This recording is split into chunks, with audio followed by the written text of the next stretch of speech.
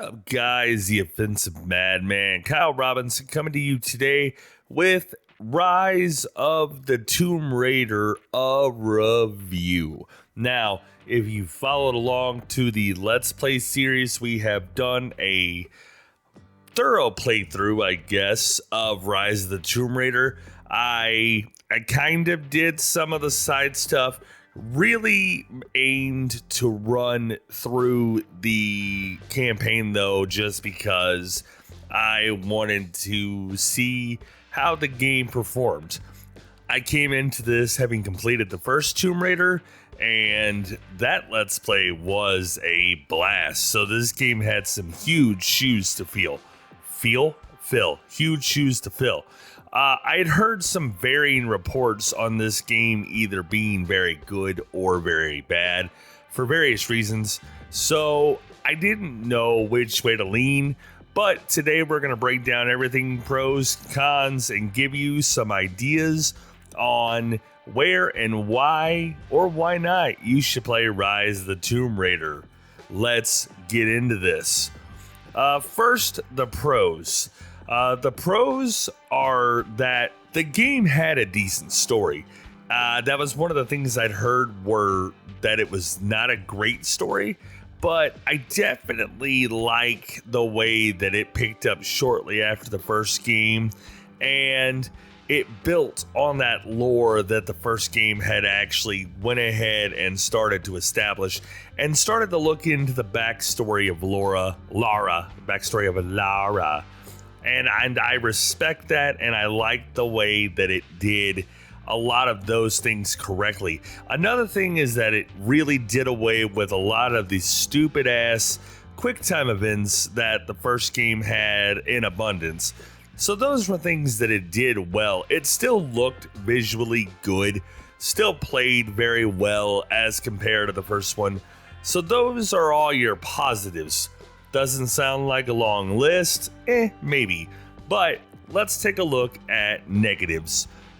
Visual hiccups. While the game was pretty, there were also some very weird clipping and visual glitches that I don't feel should have been in a game like this, and it really did kind of mar the game in a few places.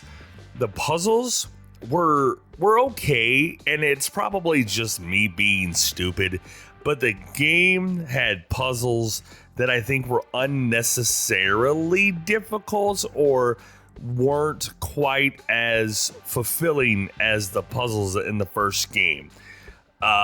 The third thing is that the game kind of took away the action RPG element that it made it really good in that first game, like the Uncharted did and how it did in the initial Tomb Raider game, and tried to almost become a full-fledged RPG with skill trees and things of that nature, and it really took away the action game mindset and mentality that the first game had, and I'm a little upset that that was the direction that they went with it. I'm not saying it's a bad thing, because it's not, but the fact that they kind of stepped away from the element of RPG or action RPG to stand aside for RPG bothers the shit out of me. The story, while really good, I'll admit, really good story, does not hold up to the first game.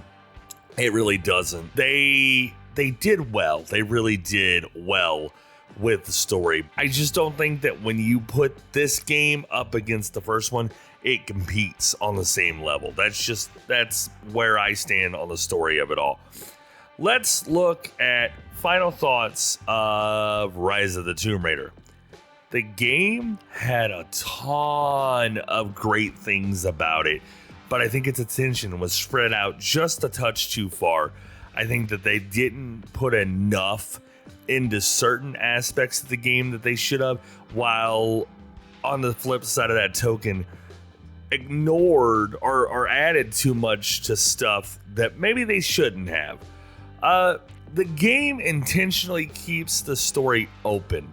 Like, from the final credits, you know they're aiming for a third game, which is fine, but I think that they intentionally leaving this story open kind of hurts its presentation in the long run. You're allowed to give that overarching idea, and I think it should have a third game, which we'll get into eventually. But this leaving it open like that really to me kind of hit not the right notes. Just not the right notes. Let's leave it at that. So let's break story, visuals, and gameplay down for Rise of the Tomb Raider. Story-wise, 8 out of 10. It's not a bad game, just nothing to write home about. If you like that supernatural element, action RPG-esque, definitely worth a play. Story, 8 out of 10. Visuals, same thing. It would be higher if the visuals weren't marred by some of the weird glitches and some of the weird clips that were there and existed, and that really took away some of that. So that gives a visuals of 8 out of 10. Gameplay is a 9 out of 10 because I still think that gameplay is very solid. The way that they allow you to expand the weapons and stuff, I think, is very solid. The action RPG element of this game, very solid. So gameplay, 9 out of 10. I wouldn't recommend going out and dropping $50 or $60 for Rise of the Tomb Raider, but if you could pick it up for a $20, $25 price tag, probably not a bad investment if you like the style of game. There's also the Expeditions mode, where I haven't got the chance to get into it, but it seems like an endless replayability mode. So that would be a lot of fun to get into and play with. And there may be a couple of videos coming down the pipe where I do just that. So, yep, there's Rise of the Tomb Raider. It's in the books. I want to take a second and say thank you guys very much for watching. We will be beginning Shadow of the Tomb Raider very soon for a Let's Play series. But yes, thank you guys so much. If you haven't done so already, please click that subscribe button and ring that notification bell. Let the world know that you are here and part of the offensive army. Woo! Okay, I got a little hype there. I'm sorry. It's real fucking weird, and I'm jonesed up on energy for some reason. Hiya! So, until next time, ladies and gentlemen, I am the offensive madman, reminding you once again that if words offend you, you can fuck off.